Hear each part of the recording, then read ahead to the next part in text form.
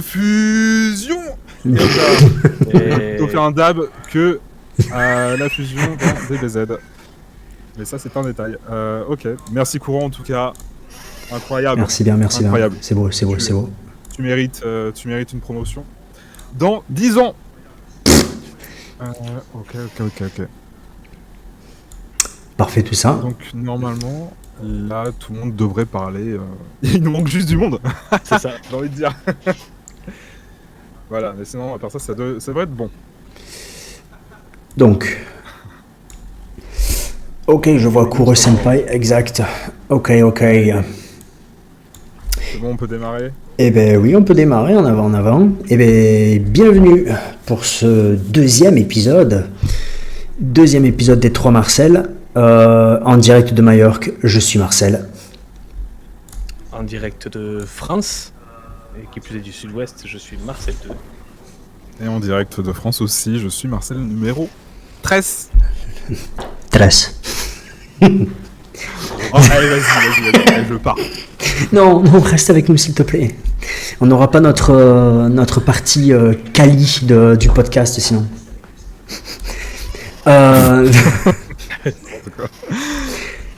Du coup, eh bien notre podcast, comme d'habitude, on a les actus, le gros sujet du jour et les recos.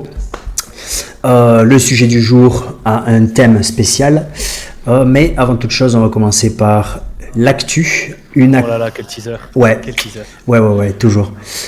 L'actu qui, moi, personnellement, me hype de fou. J'espère que ça vous hypera aussi, autant que moi. Et l'actu aujourd'hui concerne la ressortie de la version originale du Star Wars de 1977. Ça, pour moi, c'est... C'est la revanche des sites, du coup. Bobé. Du coup, pour expliquer la situation, donc, le British Film Institute proposera en ouverture de son film qui s'appelle tout simplement Film on Film. Voilà, l'innovation. Donc ça, ils feront ça donc le 12 juin 2025. Cette projection extrêmement rare du film de George Lucas. Donc cette version en fait avait été presque supprimée pendant longtemps. Beaucoup trop longtemps, au profit des éditions modifiées dans les années 90. Et cette version-là n'a plus jamais été montrée en salle depuis des décennies. Le film sera projeté à Londres à partir d'une copie issue des archives nationales. C'est pour moi un événement quand même incroyable, parce qu'il faut rappeler quand même que George Lucas a toujours refusé de donner, rééditer ou fournir une copie de cette version originale. Il doit y avoir très peu de bobines de cette version disponible dans le monde. Genre par exemple la bibliothèque du Congrès américain, qui est la plus grande bibliothèque au monde, possède la version originale de l'Empire contre-attaque et du Retour du Jedi, qui sont pas dans des conditions tip-top non plus. Mais voilà, ils ont quand même la version originale.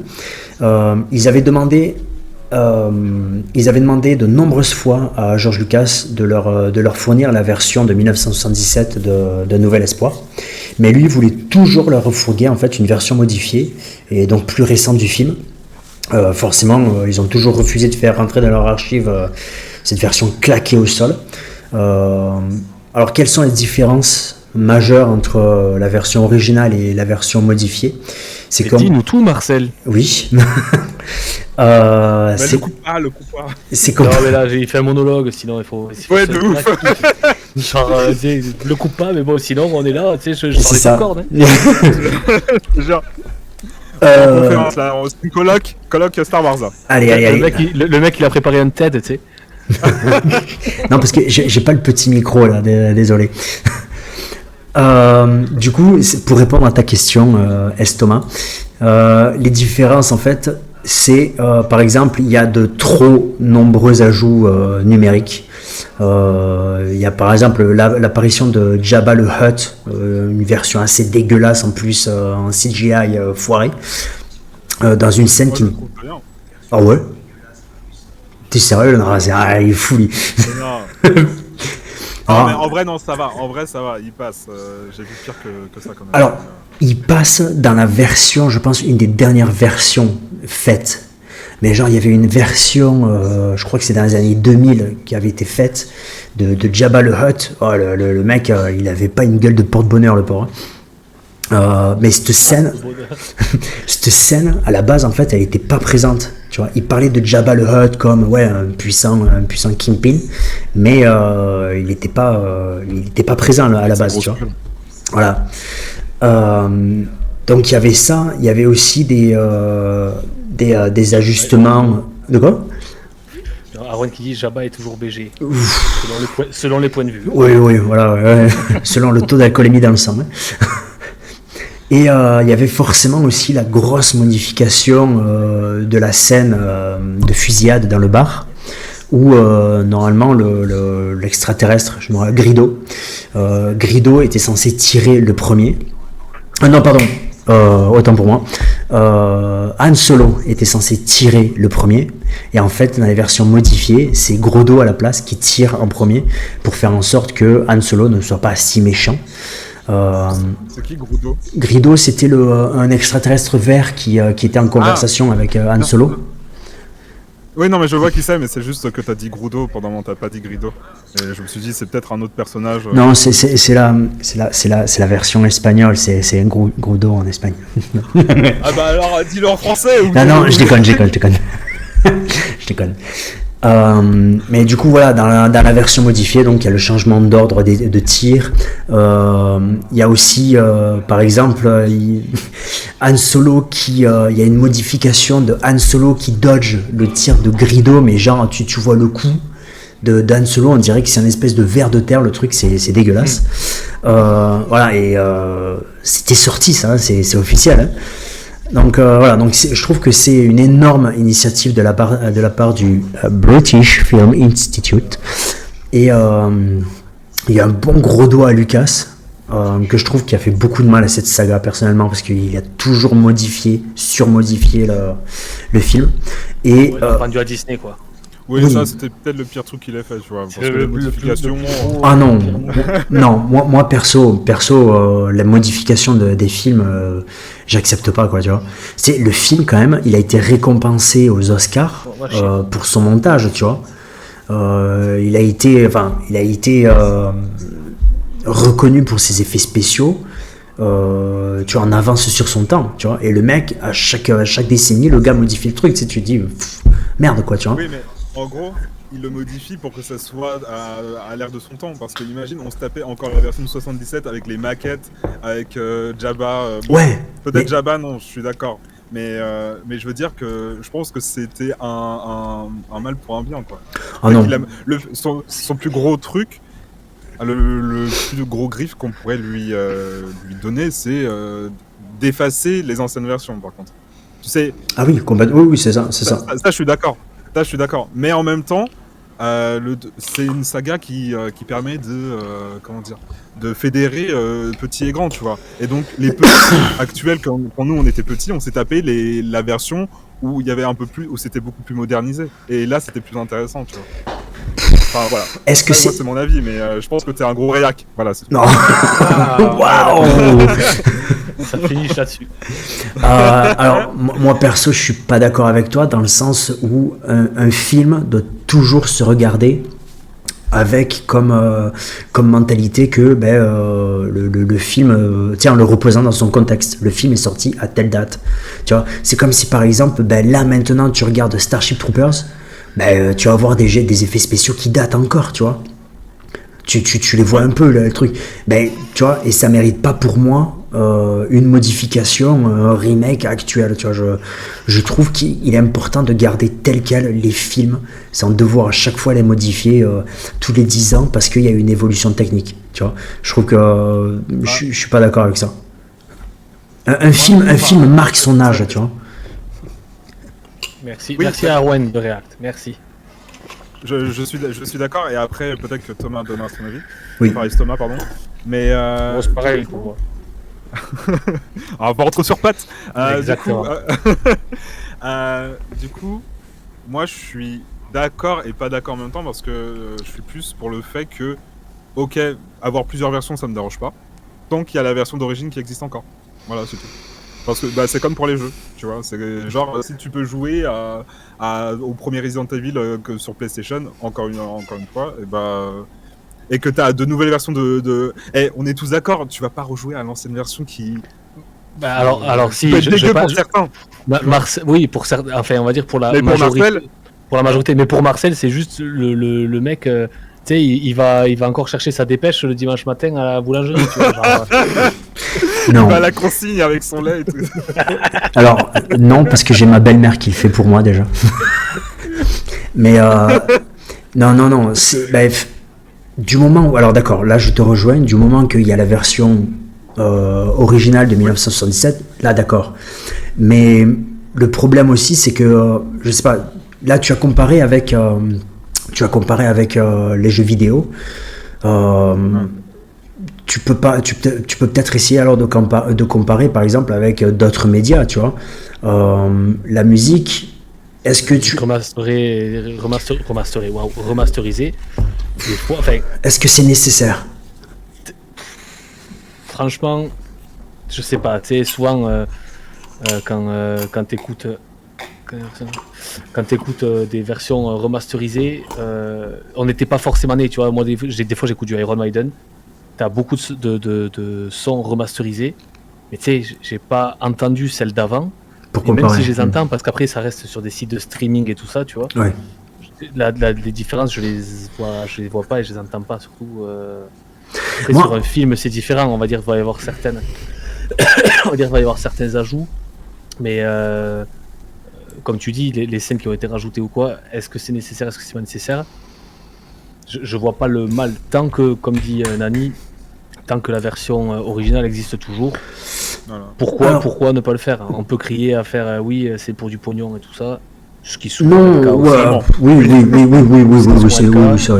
ou pas, tu vois. Enfin, genre, je prends pour exemple Alain Chabat qui a ressorti, je crois que c'était l'an dernier, Astérix et Obélix Mission Cléopâtre en version remasterisée, mais qu'il a mis au cinéma. Tu pouvais aller voir pour 4 balles, tu vois. 4 ou 5 balles. Tu vois, le mec, c'est juste, allez, je ressors un film, enfin, il a fait plein de films, mais ce film-là culte, il a remasterisé, je n'ai pas pu aller le voir. Et en fait, voilà, la place de ciné, forcément, parce qu'il paye les droits de diffusion, tu vois. Et derrière, tu vois, lui, c'est pas pour faire forcément du pognon. Complètement. D'autres, tu vois, genre là, quand il modifie quand il a modifié les plans, j'imagine que c'était pour des sorties cassettes à l'époque ou DVD après. Pour plus tard. Est-ce que c'était réellement pour faire du pognon? Je sais pas. Mais pour moi, en fait, si tu veux rajouter des choses et modifier entièrement un film, parce que enfin, le film quand même, tu regardes la version de 1977 et la version actuelle, il y a plein de choses qui ont été rajoutées au-dessus, tu vois. Je t'avoue que je l'ai vu plusieurs fois ce film, mais je serais incapable de te dire quelle version j'ai vue.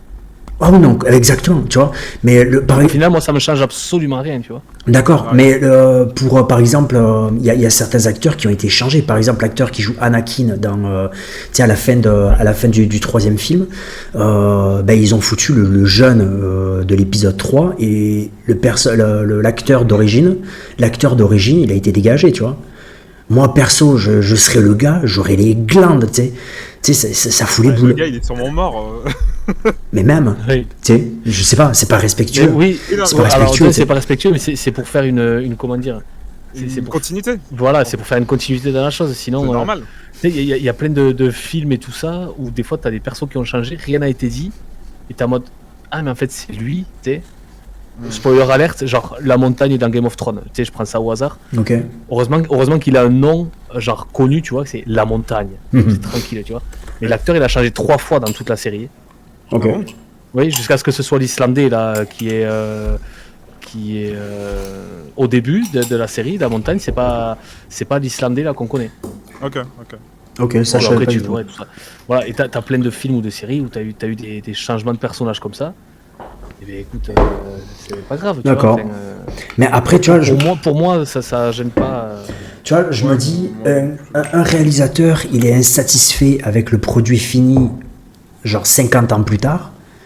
C'est possible, tu vois. Un artiste, forcément, il peut ne pas être d'accord 50 ans plus tard avec un truc qu'il a fait très bien. Mais dans ce cas-là, fais un film entier, refais un remake, tu vois. Arrête de prendre ton film et d'y rajouter des pièces par-ci, par-là qui font tâche, parce que forcément, tu prends un film de 1977 et tu y fous des effets spéciaux de 2020, tu vois. Ça fait tâche. Oui, mais là, t'aurais dit la même chose. T'aurais dit justement, pourquoi ils ont refait le film, tu Non, vois, genre, non. Genre Resident Evil, par exemple, le premier, j'aime parce qu'il y a un charme. C'est vieux, c'est dégueulasse, c'est en carré, tout ça. Mais il y a un charme. Mais j'aime quand même énormément le remake qui est magnifique. Et là, le remake est justifié, tu vois. Parce que il y a une grosse évolution graphique. Ils ont quand même fait les mécaniques un peu plus smooth, tu vois. Enfin, ouais, il est quand même moins accrocheur. C'est le gameplay du premier pour moi. Ouais, enfin, il est quand même un peu moins saccadé. Il est quand même un peu moins saccadé, je trouve. C'est un remake ou un remaster?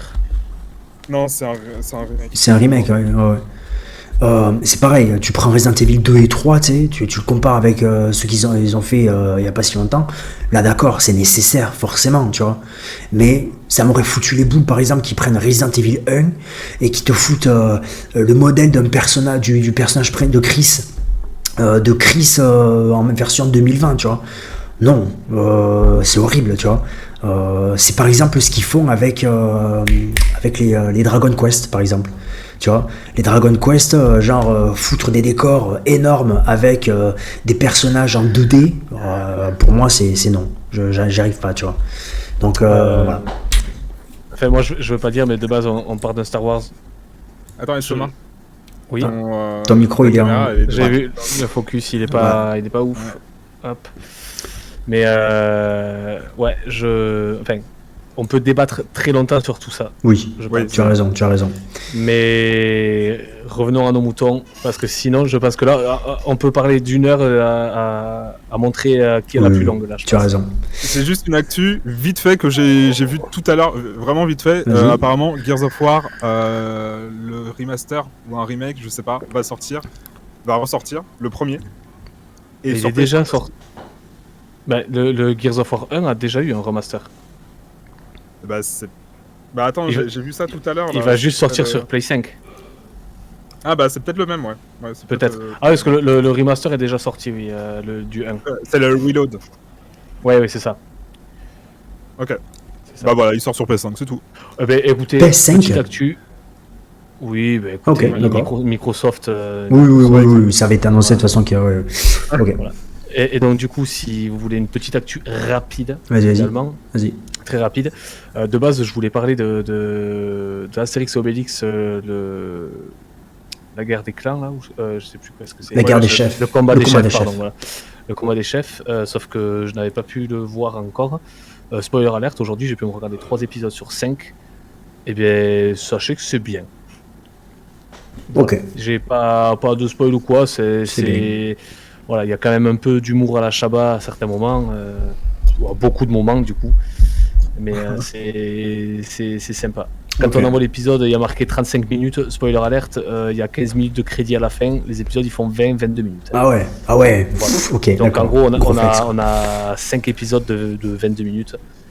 Là j'ai fini le 3 justement avant le stream, là, ça se regarde très, très rapidement, et c'est sympa. Ok, graphiquement et tout, c'est très beau. Ok, voilà. Je prendrai en compte. Eh bien, ça ferme notre grosse section actu. Heureusement qu'on n'a pas tous eu des actus du coup. Ouais. Je pense que voilà, on va apprendre de nos erreurs, on va peut-être se contenter de une actu sur laquelle on pourra débattre et ça sera amplement suffisant. Exact. Et ça reste à voir, parce que là on a fait 30 minutes dessus. Non. Oui. Du coup, on passe avec notre gros sujet du jour. Donc notre gros sujet du jour, ce sera les... Comment on pourrait dire ça, les œuvres, les œuvres doudou. Les œuvres doudou. Donc quelles sont, par exemple... Mais Marcel, qu'est-ce qu'une œuvre doudou?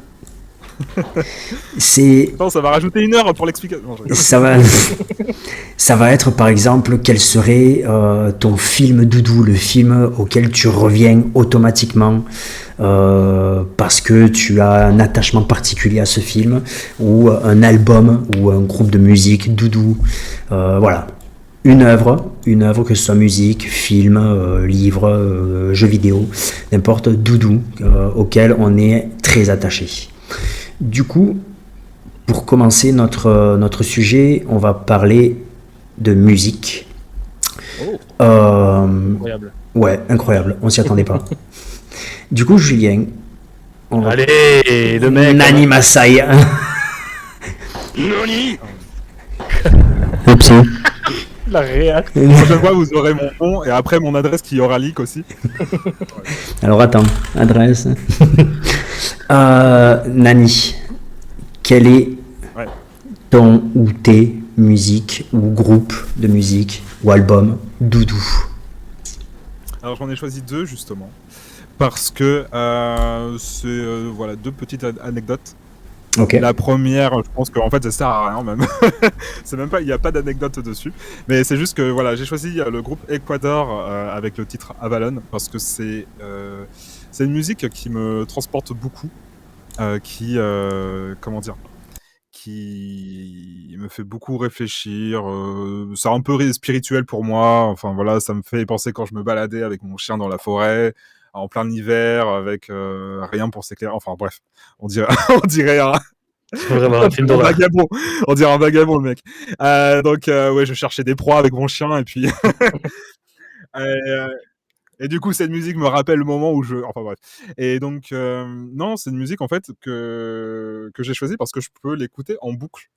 Littéralement. Je la mets. C'est limite comme une ritournelle qui tourne dans ma tête. Et je parle pas de Indila ou qui que ce soit. Mais voilà. Je dis n'importe quoi. Mais voilà, Ecuador Avalon. Le titre Avalon, ça fait référence justement à la légende d'Avalon, la légende du roi Arthur, etc., etc. Je pense que c'est l'endroit où vit la Dame du Lac et Merlin, là, l'autre. Bref. Merlin, l'autre, c'est un là. groupe anglais. L'autre, là, le connard, là. Et du coup, c'est un groupe anglais qui, malheureusement, n'a pas trop percé.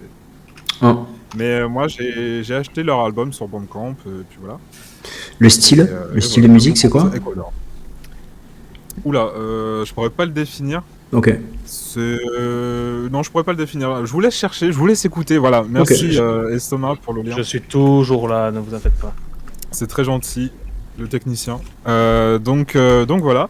Et le deuxième titre, ça va aller très vite hein, avec moi. Hein. Le deuxième titre, du coup, c'est Junior Senior.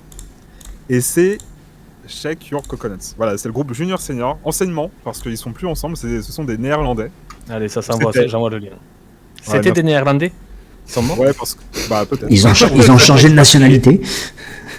Bah, en tout cas, Junior Senior n'existe plus. Voilà. Donc, ça, c'est sûr.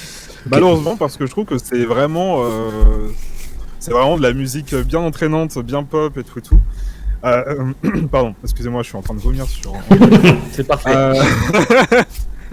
Et donc voilà, Junior Senior, c'est un groupe que j'affectionne parce que je l'ai connu avec Worms 3D. Et oui, parce que sur Ah bon Worms 3D, t'avais en ouverture la musique Shake Your Coconuts, une version refaite où on les entendait pas chanter, mais Ah on ouais. entendait plutôt les L'instrumental, quoi. Ah, ok, ah ouais. l'instru avec justement des femmes qui chantent ça a cappella, comme on entend dans le titre. Et donc, C'est vraiment deux salles d'ambiance.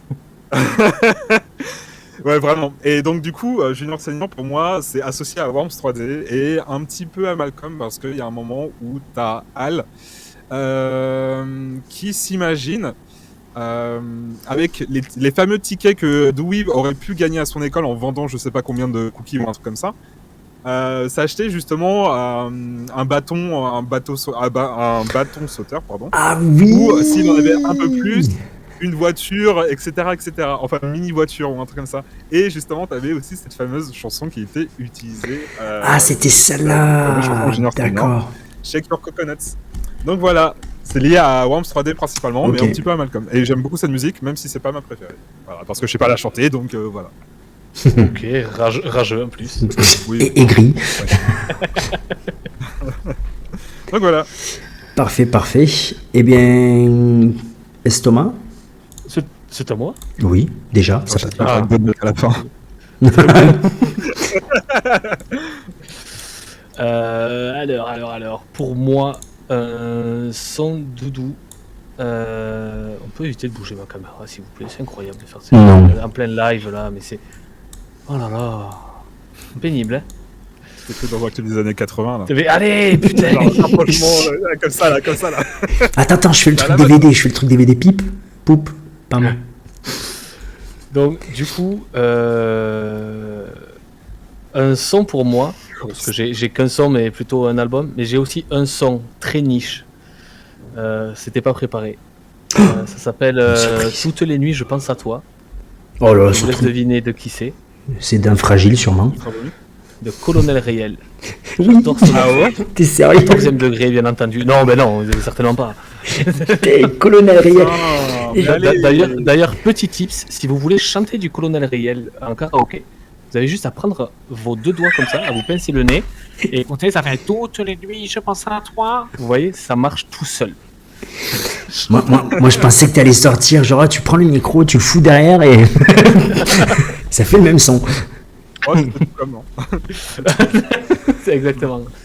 Du sang sous mon casque.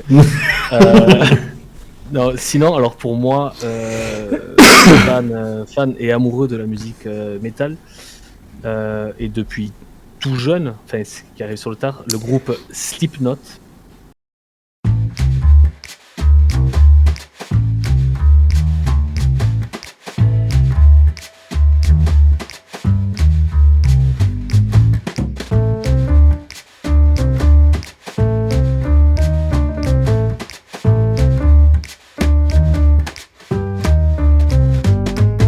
Non, moi c'est pareil, un groupe de néo-metal des années 2000 par contre.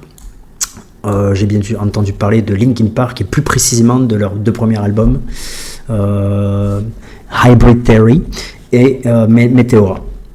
Ouais, Du coup, classique. oui, voilà, complètement. Du coup, ouais, pour moi, en fait, c'est dans les années 2000 où voilà, eux, ils sortaient leur premier album.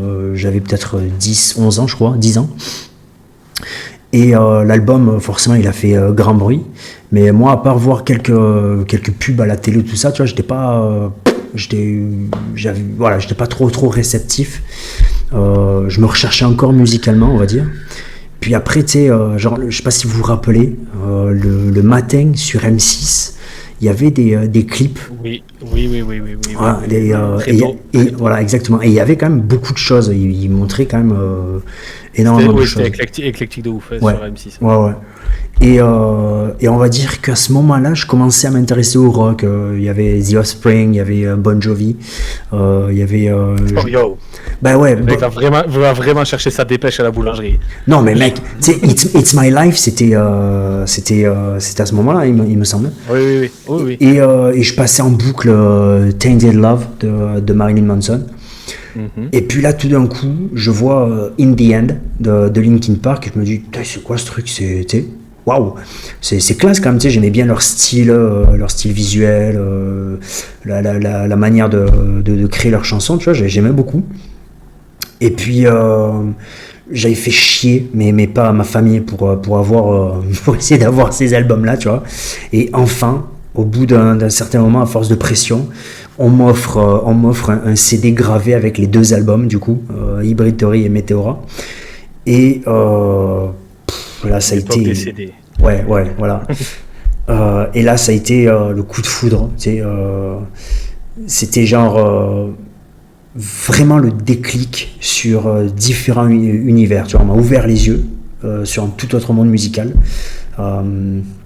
Tu vois, grâce à eux, en fait, j'avais découvert le métal, la musique hip-hop, l'électro. J'avais déjà entendu ces trucs-là avant, forcément, mais voilà, je m'étais jamais senti vraiment inclus vraiment dans ces styles séparément. Mais là, tout ensemble sur ces albums-là, voilà, j'ai été énormément surpris. Ça m'a ouvert en fait la fin de découverte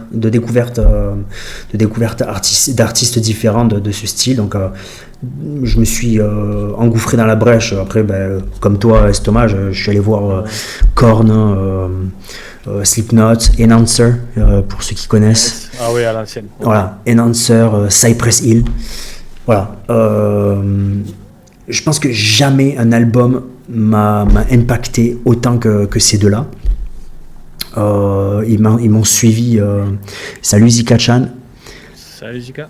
Ils m'ont suivi dans ma vie d'adulte, dans ma vie d'adolescent, enfin tout au long quoi. Je sais pas quoi écouter des fois, tu sais. Je suis sur Deezer, je sais pas quoi écouter, bah vas-y. Linkin Park. Dans mon temps de travail, pareil. Voilà. Mais après, par contre, en étant jeune, sans comprendre l'anglais, j'arrivais quand même à comprendre la mélancolie de certains morceaux, l'agressivité, tu vois, de certains morceaux, la tristesse qu'il y a dans certains. Et puis là, maintenant que je parle anglais, je comprends leurs paroles et ça me touche encore plus. Je me sens vraiment connecté en fait avec les paroles de ces albums-là. Sensitive. Oui. Mais non, tu vois, je me sens vraiment, voilà, ça me parle. C'est vraiment une musique qui me parle à moi personnellement, qui m'a touché énormément. C'est quelque chose, je pense que forcément tout le monde là, ce genre de sentiment-là, que même sans comprendre les paroles, on comprend, il y a un sentiment derrière, quoi. Donc voilà, moi, Linkin Park, les albums Hybrid Theory, Meteora, c'est, voilà. Ouais, c'était vraiment l'époque du nu metal, de l'ascension du nu metal. C'est ça. C'était vraiment très bon. C'est genre, il y a Korn et Deftones qui ont commencé le truc et eux direct après quoi. Et bon, après, est-il utile de parler des albums suivants Bref. Ouais. Ouais, vu que c'est pas tout doux. Ouais, non, bon, mais après, pour rebondir. Après, si vous voulez une anecdote, le chanteur de Linkin Park est malheureusement décédé. Et je l'ai vu 2 semaines avant son décès. Voilà. Ouais, en concert. Et du coup, ces albums-là étaient loin. Hein, et c'était leurs derniers albums. Et franchement, même si j'étais heureux de les voir, je me suis rarement fait aussi chier à un concert. Voilà. Bah, les gars, alors il faut mettre dans le contexte. À cette époque-là, ils étaient venus au Hellfest, tu vois. Et tout le monde s'attendait à ce qu'ils fassent les morceaux métal, quoi, tu vois. Et en fait, non, ça a été tout le contraire. Ça a été tout le contraire. Et les mecs, ils se sont fait siffler un truc de malade. Ouais. Ils ont fait un set très très pop. Ouais.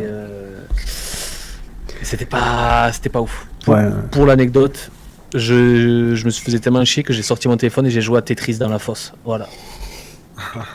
Parfait. Premier degré. Largement mieux comme Clash of Clans ou Pokémon. Non, Tetris, il n'y a pas besoin de, y a pas besoin de connexion et tout. Tu joues à Tetris, t'es bien. Mais non. Ça vous dirait de passer. Pardon. Vas-y, t'inquiète. Oh. Ça va faire 1h30. Vas-y. Bah non, mais allez-y, hein, ne vous inquiétez pas. Il n'y a rien d'autre, c'est bon, t'inquiète. Il y a Emily Armstrong qui a pris la place de Chester cette année, voilà. T'as dit quoi? Il y a Emily Armstrong qui a pris la place de Chester Bennington cette année. Ah. C'est tout. J'aime bien. Moi après, je suis pas trop l'actualité musicale, je devrais. Enfin, pas dans vos genres. Mais un petit peu quand même. Mais, profite de ce podcast pour nous écouter. Profite au lieu de nous couper. Nani taillé. Par contre, les personnes dans le chat, s'il y a, n'hésitez pas à nous donner votre groupe doudou, votre musique doudou. Je sais pas s'il y a des gens qui sont arrivés entre temps. Le thème du jour de notre podcast, c'est les œuvres doudou. Donc là, on vient de terminer la section musique. Donc voilà, quel est votre Sleep Token? Ok, pas mal. Ça reste guitare saturée, quoi. Ouais, je suis pas fan perso, mais ça reste quand même bon. Ouais. J'aime beaucoup. Je suis pas un gros fan non plus, mais j'aime bien quand même. Ouais, c'est... Ouais, ils ont fait les premières parties de Slipknot d'ailleurs sur la dernière tournée là. Ah, ok, je savais pas. Quelques premières parties. Du coup, on va passer dans la catégorie des films. Nani Masai, est-ce que vous avez Oui. un film doudou dont vous voudriez nous parler? Ou des films, je ne sais pas. Alors, j'en ai choisi qu'un parce que je pense que oui, on en a tous plusieurs. D'ailleurs, putain, il y en a un Jimi Hendrix Experience, yes. Pas mal, Zika-chan. qui vient de... Je peux parler ou... Il y en a un qui vient de revenir en tête, c'est les Goonies, mais en fait, voilà, bref, c'est pas lui que j'aurais choisi quand même. Après, ça m'étonne que tu t'es pas mis, genre, celui dont tu as parlé pendant 20 minutes l'autre jour. Starship Troopers. Non, mais c'est pas... Oui, bah, sinon ça allait faire audit. Non, j'en ai d'autres en plus. Et là, justement, je vais vous parler de Combat de maître, qui est un film avec Jackie Chan, qui, durant sa jeunesse, voilà, il a fait plein de films, et je trouve que ce sont peut-être ses meilleurs films quand il était plus jeune. Et voilà. Et donc, du coup, c'est Combat de maître chez nous, mais c'est Dragon Master 2, voilà, à l'international. Et ce film, je l'apprécie énormément parce que il y a tout dedans. Il y a de l'humour, du combat, je sais pas, des blagues, Du Jackie Chan, quoi. Oui. Ouais, mais vraiment, et puis des petites cascades, des chorégraphies. Enfin voilà, il y a tout et n'importe quoi. Il y a à boire et à manger. Et en fait, Surtout à boire, apparemment. oui, surtout. Ce film, je l'ai connu parce que quand j'étais petit, j'ai décidé de m'abonner justement. Vous savez, tous les trucs d'abonnement à 1 euro. Achète collection. Par exemple, voilà. Et il y avait ça sur les aventures de Jackie Chan. Donc, le dessin animé. Donc, j'avais une boîte en métal avec tous les talismans, avec tous les trucs. C'était trop bien. Tu l'as encore, ça?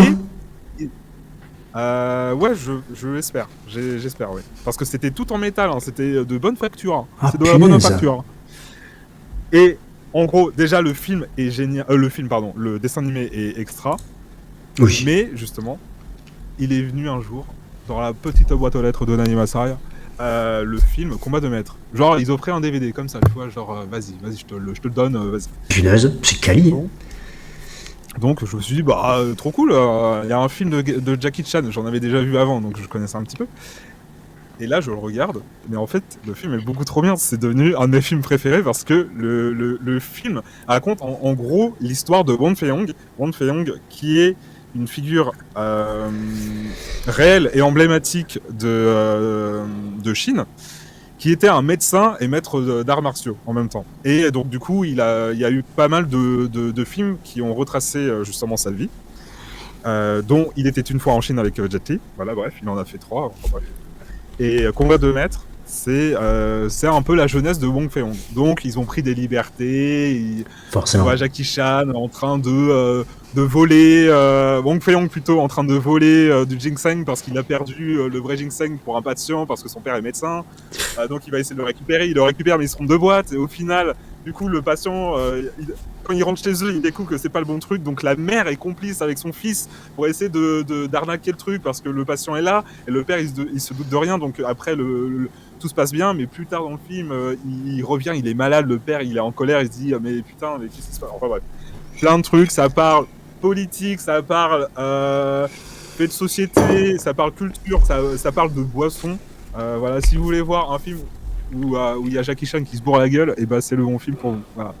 Et c'est aussi un des films où il y avait la scène de fin où tu vois Jackie Chan, le réel, le vrai, en train de traverser des braises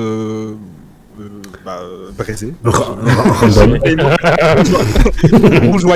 Rougeoyante, justement, il traverse 1 ou 2 mètres de braise comme ça. Enfin voilà, c'était un malade. Ok, random. Et ça le reste peut-être encore dans nos petits cœurs de fans de Jackie Chan. Voilà. Donc Combat de maître, un film très très bien. Je vous conseille. Excellent, excellent. Voilà. J'ai l'impression que par génération, on a tous eu des acteurs de films d'arts martiaux. Ceux d'avant, c'était Bruce Lee. Nous, notre époque, c'était plus Jackie Chan. Ouais. Après ça, tu as eu le Jet Li. Maintenant, je sais pas qui c'est qui a pris la relève. Très très bonne question. The Rock. Il est peut-être moi. The Ouais, Rock. non, mais il y avait, après, il y a pas mal de films. Il y avait celui de comment ça s'appelait? T'avais Old Boy, mais non, t'en avais un autre. C'est un peu. Oh, Hong Bak. Il y avait celui d'Hong Bak. Ah que oui, je disais, Tony. Mince, je m'en rappelle plus. Tony il est Yang. pas asiatique. Tony Yang. Yes. Pas Tony Yang. Je crois un truc comme ça peut-être. Ouais. Oui. Maintenant, actuellement, je vous conseillerais plutôt The Raid. Oui. Oh oui. L'acteur qui fait The Raid, justement, je trouvais que ça, il y avait encore ce renouveau, cette fraîcheur dans les chorégraphies, dans les combats, dans la tension. C'est un film génial pour ça, si vous adorez ce film. Ouais. Et d'ailleurs, ça aura un petit rapport avec la reco de tout à l'heure, si on y arrive. T'inquiète. Voilà. Oh, allez. Ouais. Pour ça. Non, mais justement, j'essaye de condenser, d'être le plus concis possible. Non, mais c'est 1h minimum, 1h30 c'est bien, ça va. Ça va pas faire 2h40 comme la dernière fois. Non. Alors du coup, on va passer à Thomas. Ok, As-tu un film à nous parler? tout à fait. Alors c'est un film, c'est pas un film, c'est plus un dessin animé.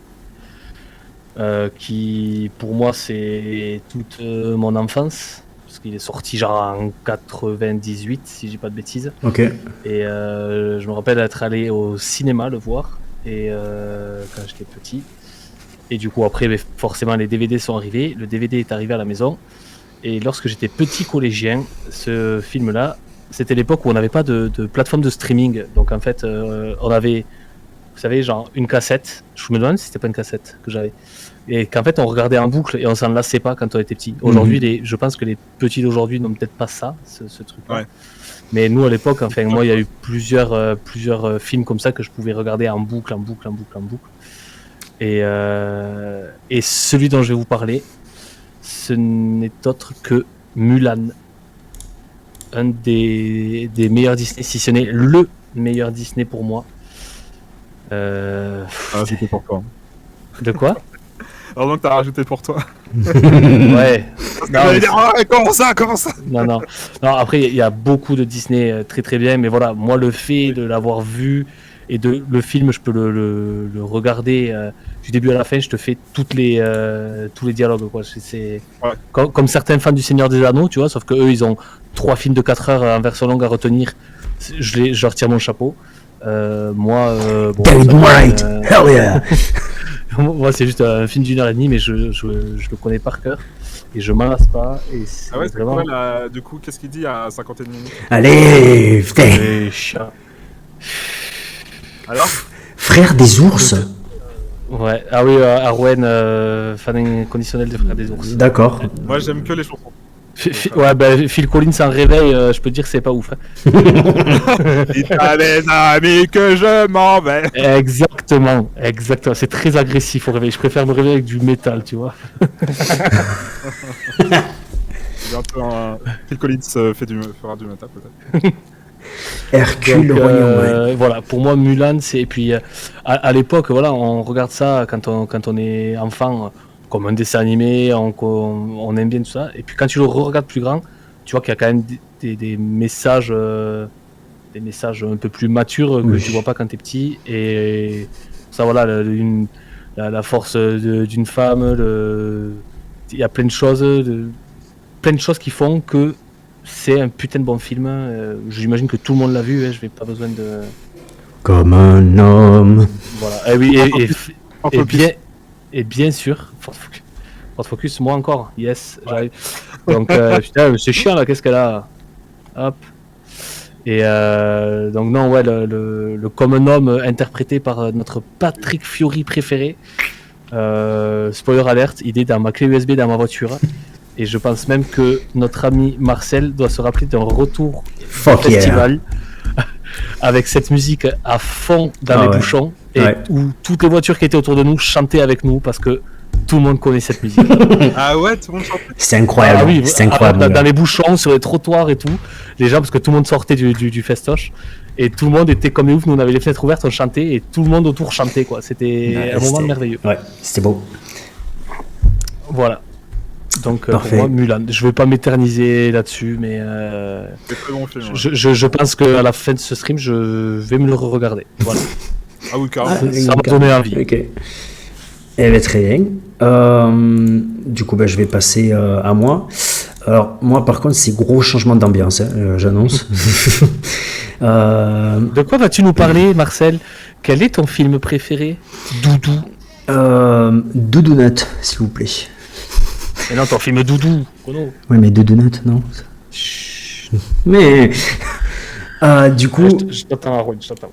mais alors, c'est pas mon film préféré, mais ça va être mes films. C'est une trilogie. C'est ce qu'on appelle la trilogie de l'Apocalypse de John Carpenter.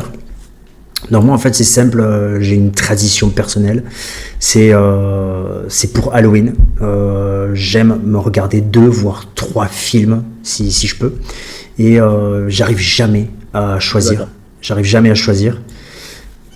D'accord. Et du coup je reviens toujours à ces 3 films là, c'est des films qui m'ont traumatisé dans le bon sens du terme.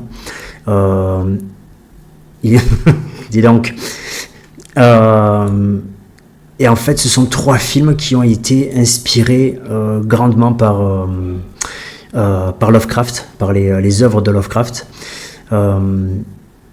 Donc voilà, c'est John Carpenter, c'est un réalisateur pour moi. Voilà, il a fait de gros classiques de l'horreur, gros classiques de l'action. Et donc voilà, les histoires de ces films tournent toujours autour de quelque chose de mystérieux dont les protagonistes n'arrivent pas à comprendre contre quoi ils se battent. Dans The Thing, ça va être un extraterrestre. Dans In the Mouth of Madness, ça va être la folie. Prince of Darkness, ça va être un être étrange. Et en fait, à chaque fois, ils vont toujours devoir empêcher ces choses dangereuses. Ils doivent toujours en fait les empêcher de s'échapper, de sortir, pour éviter une apocalypse certaine. Mais toujours dans ces 3 films, la situation va les dépasser complètement. C'est un film en fait qui donne une pression énorme, je trouve, aux spectateurs. On a vraiment l'impression, on a vraiment l'impression que les protagonistes ne s'en tireront pas. C'est pas des films en fait qui appellent à des happy endings. Donc voilà, les effets spéciaux pour moi toujours c'est énorme, c'est très marquant, surtout pour le film The Thing qui date quand même de 82. C'est des effets spéciaux très organiques. Je trouve que ça vieillit pas d'un poil. Les castings Parce que ce sont des effets pratiques, justement. Ouais, c'est ça, exactement. Les castings des films, ce sont pas des gros acteurs de fou, je dirais. Genre, il y a Sam Neill dans. C'est un film qui réconforte, du coup. Continue. Ouais. On en reparlera de ça. Il y a Sam Neill, du coup, donc l'acteur très connu de Jurassic Park. Il y a Kurt Russell. Bon, lui, les 8 salopards, New York 97. Mais pour moi, en fait, le plus important, même s'il y a très peu de gros acteurs dedans, le plus important, en fait, c'est qu'ils arrivent à jouer la peur, la panique d'une manière si convaincante que tu te dois, en fait, de paniquer avec eux. Tu es complètement submergé par les émotions de ces films-là. Pourquoi ces films sont pour moi des films doudous? C'est tout simplement parce que c'est des films, j'y reviens automatiquement. C'est des films qui m'ont marqué. Et pourtant, je les ai découverts super tard. Hein. Je les ai découverts genre, je sais pas, il y a peut-être 6-7 ans de ça, tu vois. Mais c'est des films, je vais y revenir automatiquement. Tu vas me demander, vas-y, choisis un film d'horreur. Ça va être ça, automatiquement. J'arrive pas à voir d'autres films d'horreur que ça. Voilà, c'est le réflexe. Donc voilà, je triche, mais ça reste quand même court. Ouais, on va dire ça comme ça. Arrête-toi. Ah mais justement moi des 3, c'est pour rebondir un peu là-dessus, Ouais. j'ai vu que The Thing et ouais ok. j'adore ce film. Et d'un point de vue effet pratique, effectivement ça c'est le meilleur qu'on pouvait faire pour ce film. Voilà.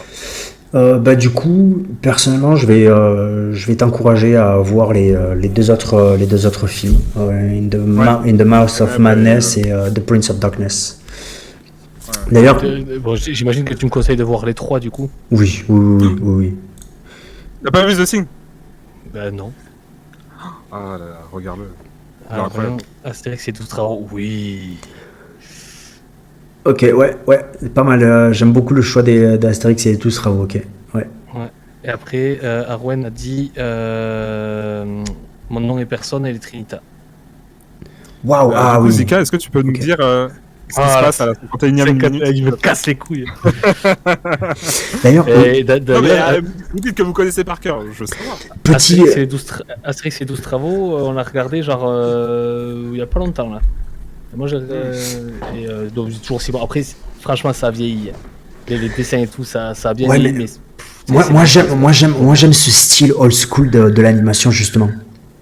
Il y a quelque chose. Vraiment les coups de crayon, quoi. Voilà, c'est ça, il y a un quelque chose, quoi. Perso, je préfère regarder en GB que qu'Astérix et les 12 travaux. Perso, voilà. C'est deux univers différents, À quoi. comparer. Oui, bien sûr, mais je veux dire que là, il y a c'est coups de crayon, mais il y a un gap entre les deux, quoi. Oui, je suis un fragile, hein, et alors L'agressivité. Oui, ça a rien à voir, mais je veux dire que il a beaucoup plus mal vieilli que les films du studio Ghibli. Voilà, c'était pour dire ça. Ok, Et bah voilà, Voyage de Chihiro, voilà, extraordinaire. très bien. Et bien, du coup, voilà, par contre, les sensibles, je vous conseille de ne pas regarder, du coup, ces trois films-là. Ils sont très graphiques, quand même. Ouais. Bon, ouais, c'est... Voilà. Mais voilà, pour ceux qui ont le cœur bien accroché, sautez-y dessus, il n'y a pas de problème. Voilà pour moi. très bien. Ouais, cool. Ouais.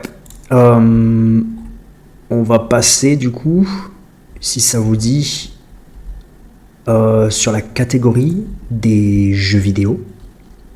Oh, Vos jeux vidéo. Tu m'as senti. Waouh. Pardon. Ouais, tiens. Ouais. ah, mais le 2 en plus. Hein. Le 2. Ouais. Ah oui, non, mais le pire, j'en ai vu aucun, mais j'ai vu que des scènes et c'était que des scènes. Non. Voilà. J'en ai vu aucun. Je conseille Cannibal Holocaust. Allez, allons-y.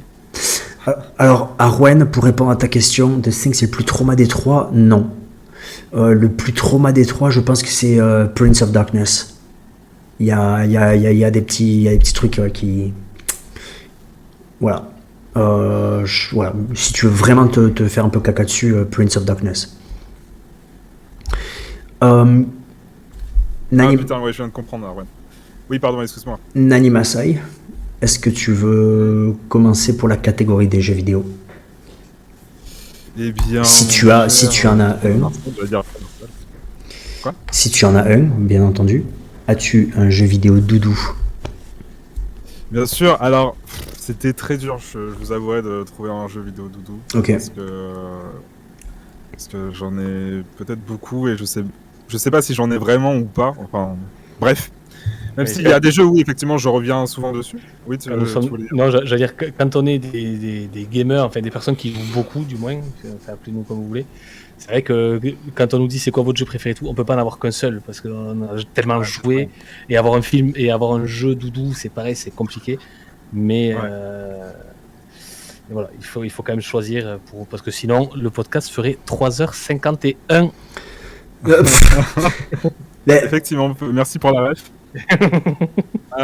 Du coup, moi j'ai choisi The Wind Waker et The Legend of Zelda, The Wind Waker, parce que c'était un de mes premiers jeux sur GameCube que j'avais reçu avec la GameCube, logique, et avec Star Fox Adventure. C'était bien sûr mon deuxième choix. J'ai commencé par Star Fox, je pense qu'il me donnait beaucoup plus envie, bizarrement. Mais je suis resté beaucoup plus longtemps sur The Wind Waker. Et c'est un jeu, ça va choquer tout le monde, je pense, ou pas. Bon, si je pense que oui, je l'ai jamais fini. Voilà, je l'ai jamais fini. C'est dit, c'est fait. Mais parce que peut-être la peur de finir ce jeu pour ne plus y jouer à tout jamais. Peut-être. Peut-être que oui, là je suis en train de mentir à des milliers de personnes en live. On sait pas. Mais voilà, c'était un jeu où je suis revenu plusieurs fois, qui a duré sur la longueur parce que j'ai jamais fini ce jeu. Et l'ambiance, l'univers, les personnages, l'histoire et tout fait qu'on aime y revenir parce que c'est déjà c'est tout en cel shading, donc c'est un peu style dessin animé pour ceux qui savent pas ce que c'est. C'est un style graphique très particulier et qui vieillit très très bien. Donc même si vous avez une GameCube sous la main et que vous avez le jeu, si vous le trouvez à bas prix, ce qui est impossible, ça coûte une blinde maintenant. Ouais. Et bien vous pouvez justement jouer à ce jeu et vous aurez juste l'impression que le jeu est un peu flou. Voilà, il est juste un peu flou. Ah Il ah. reste très très très joli pour l'époque. Est-ce que ça voudrait dire alors qu'il y a du ghosting dessus? Non, flou et ghosting, c'est pas pareil. Arrêtez. Voilà. Parce que déjà GameCube est une console plus puissante que la PS2. Oh, mais non, Allez, c'est pas vrai. C'est pas vrai. C'est pas le sujet. C'est pas Ça, on vrai. va faire un off et puis. Il m'a attaqué. J'ai été Et donc, du coup, pour aller encore vite fait dans mon histoire avec ce jeu, en gros, c'est un jeu que j'ai fait aussi avec ma sœur, que j'ai redécouvert plus tard, etc., etc. Et si vous voulez refaire ce jeu, vous avez qu'à envoyer une lettre à Nintendo pour leur dire de sortir leur remake Wii U qui n'est jamais ressorti depuis et que tout le monde demande. Peut-être que ça sortira, peut-être que ça sortira pas. Actuellement, pour la Switch 2, il y aura dans le NSO, donc le Nintendo Switch Online, du coup, la GameCube et donc The Wind Waker. Donc, pas sûr qu'il sorte tout de suite. Et voilà, c'est un jeu que je conseille, c'est un jeu qui me rappelle mon enfance. Mais ça veut pas dire que c'était le seul. Mais Salut Lolo. s'il fallait faire un choix, ouais, The Wind Waker. Une question Nanimasai pour toi. La différence entre la version GameCube et le remake sur Wii U, tu la connais? Il est plus, oui, il est plus chatoyant déjà en termes de graphisme. Il est plus rapide aussi quand tu navigues, parce que tu peux obtenir la voile magique ou un truc comme ça. Ok, ouais. Et sinon après, c'est de l'UX, donc c'est de l'ergonomie. C'est du coup tu peux avoir tes objets, tes items sur la carte, sur la mablette, pardon, sur ce genre d'engin, tu vois. Donc, Une Game Gear. En pratique, en fait, c'est ça. Donc la map, les items et tout. Donc, ce qui était la spécificité justement de la Wii U, un petit gimmick vraiment sympa, mais bon, qui n'a pas fait l'unanimité durant sa sortie. Voilà. Intéressant. Ok. Très bien. Alors attends, avant de poursuivre, je vois que dans le chat ça parle des jeux préférés du chat. Dofus. Voilà, Dofus. Moi, je peux rien dire sur ça. Je Non, n'ai moi non jamais plus. envoyé ce jeu. J'y suis complètement passé à côté, moi. Ouais, mais par contre, je vois qu'il y a les Sims permis de sortir sur Game Boy Advance et les Herbs sur Game Boy Advance. Ah non, en fait.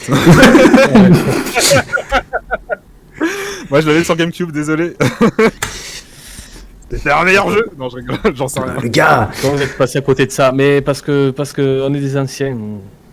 Oh non, moi c'est surtout que j'ai jamais été attiré perso par ce genre de jeu-là. Non, moi non plus. Donc, Vraiment. Après, j'ai vu qu'il y avait Lolo Mai qui venait d'arriver dans le chat. Ouais. N'hésite pas à nous dire tes jeux doudou, tes films doudou, tes musiques doudou. Nous sommes là pour apprendre et connaître également. Et effectivement, comme dit... Oui, pardon, excuse-moi. Non, c'est tout. Je voulais juste rebondir sur ce que disait Zeka, pardon. C'est que Dofus, c'est vrai que ça passe sous sa case parce que je pense que c'est l'aspect MMO personnellement qui me dérange le plus. Ou je sais pas pour vous justement les Marcel, mais moi c'était principalement ça qui. Et puis aussi l'univers. Je pense que j'étais un peu hermétique à l'époque. Alors que le mec, il regardait Code Lyoko, quoi. C'est un jeu, c'est limite un dessin animé en jeu vidéo et en plus moche que Dofus, mais bon, bref. Donc, je sais pas ce que vous avez. Si vous avez regardé Wakfu, par exemple, après, parce que moi, je l'ai regardé, c'est très très bien. C'est banger. Voilà. Ouais. Non, moi, ce qui me rebutait un peu à l'époque, du moins, c'était avant que j'ai une Play 2 et tout ça. Enfin, après, une fois que moi, j'étais très joueur console déjà, donc Ouais, PC, aussi, ouais. PC, on va dire, j'avais le PC familial qui était au salon, tu vois. Et en fait, voilà, je crois que sur le PC, j'ai pu jouer à Rayman 3, 13, dont on a parlé le jour en off aussi. Voilà, j'avais des jeux comme ça, des jeux de guerre aussi. C'était, je sais plus comment ils s'appelaient. Des jeux de simulation. Non, c'est des simulations de guerre. Ah, ok. C'est vraiment des simulations de guerre. Et en fait, voilà, déjà, bon, il n'y avait pas forcément de grosses connexions internet pour pouvoir jouer à un Dofus, même s'il n'en fallait pas beaucoup. Et je crois que chez moi, on n'en avait pas. Et même quand j'avais vu les images, cette vue de dessus et tout ça, j'étais pas habitué à voir ce genre de jeu, donc ça ne m'a pas du tout attiré. Ce qui aujourd'hui ne me dérange pas du tout, parce qu'il y a plusieurs jeux dans le style. Mais sinon, moi, ça m'avait pas attiré pour ça. Et c'est surtout plus tard, quand j'ai appris que les gens payaient et tout ça, j'étais là, ben, en fait, non, parce que j'ai pas d'argent pour payer en ligne et qu'à l'époque, on savait pas trop. Et qu'il y a des filous qui piquaient les téléphones de leurs parents pour avoir des codes. J'espère qu'il y en a qui vont se reconnaître. Et toi, justement, Marcel? Oh, moi j'étais passé à côté parce que je suis pas attiré avec ce genre de jeu-là parce que c'est chronophage. J'aime bien les jeux qui se terminent, avoir une histoire, un truc qui se termine et puis passer au suivant. Du coup, les MMORPG, ouais non, je suis pas attiré du tout. Je souhaiterais revenir sur Lolo Mike qui dit rien à voir avec le concept, je pense, de ses choix. Pour les films doudou, si, tu peux aimer avoir comme film doudou des love stories, des thrillers, il n'y a pas de problème. Le concept, je pense pour moi, d'un film, d'une œuvre doudou, c'est que quoi qu'il arrive, tu y reviens toujours derrière. Tu aimes regarder, écouter, jouer à ces trucs-là. Donc voilà, moi, si tu n'as pas pu voir précédemment, mes films doudou, c'est la trilogie de l'Apocalypse de John Carpenter. Donc voilà. Rien à voir avec le feel good, mais voilà. Voilà. Donc c'est quelque chose qui t'a marqué. Voilà, qui m'a marqué, que j'y reviens tous les ans. Voilà, tous les ans pour Halloween, c'est très difficile pour moi de voir autre chose que ça. Donc voilà, fais-nous partager, Lolo, tes œuvres doudou.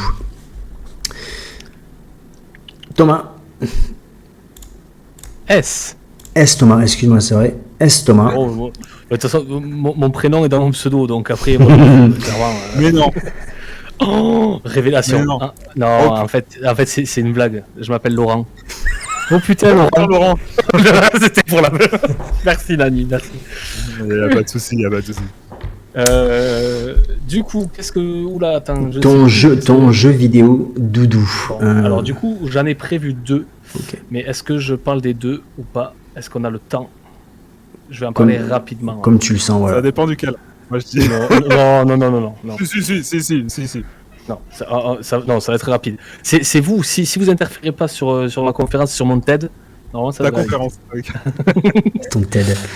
Donc, un des jeux doudou, pour moi, ça a été, je vais pas mettre de suspense, Guitar Hero, simplement. Parce que... alors, j'ai commencé Guitar Hero sur Guitar Hero 2, sur PlayStation 2 à l'époque. Waouh. Ouais. La moins bonne des versions, quoi. Ouais. Ben oui, mais écoute, on faisait avec ce qu'on avait à l'époque. Oui, non, donc, mais voilà. Mais donc j'avais acheté ça. Je me suis découvert une passion pour bon, déjà les jeux de rythme. J'ai une passion folle pour les jeux de rythme, alors que ce soit ça ou tout autre jeu de rythme. Le dernier en date, c'était Hi-Fi Rush, pour ceux qui connaissent. Voilà, ça n'a rien à voir avec mon sujet, mais n'hésitez pas. C'est très très bon. Et sur DS, c'était très bien. C'est carrément, tu avais les touches, tu les mettais autour de la DS, sur la cartouche, et tu grattais l'écran comme le Mediator. Moi, ça m'a donné envie, mais j'ai jamais essayé. Ouais. Voilà. Et donc, en gros, après ça, Guitar Hero ne m'a jamais quitté. D'ailleurs, j'aurais pu préparer tous mes Guitar Hero qui doivent se trouver là-bas, parce qu'après, j'ai poursuivi sur 3.6. Et donc, j'ai tous les Guitar Hero. tous, je crois qu'il m'en manque pas. J'ai même les Beatles, j'ai même Bandero, j'ai même les DJ Hero, tout ce truc-là, tout ce qui est jeu de rythme, j'ai beaucoup aimé. Et puis après, ils ont sorti le dernier Guitar Hero Live qui, je vais parler cru, mais il puait la merde. Il y avait rien. Là, c'est le cœur qui parle là. Ah ouais, ah non, mais en fait, c'est ils avaient changé la guitare, donc ce qui n'est pas un mal, tu vois, ça modifie les choses. Mais les menus et tout ça, c'était. Je crois que j'avais fait essayer à Nani qui était venu une fois chez moi, si je me rappelle. Il m'a pas marqué. Ouais, non, c'était le système était pas ouf. Mais voilà, je me rappelle que je jouais en moyen pendant très longtemps sur toute la Play 2, et une fois que je les ai eu sur 360, voilà, c'est parti. C'est parti en mode difficile, expert, et encore aujourd'hui, j'ai ma 3.6 branchée, et de temps en temps, je m'envoie du Guitar Hero. C'est vraiment un jeu sur lequel je reviens régulièrement quand j'ai des passes comme ça.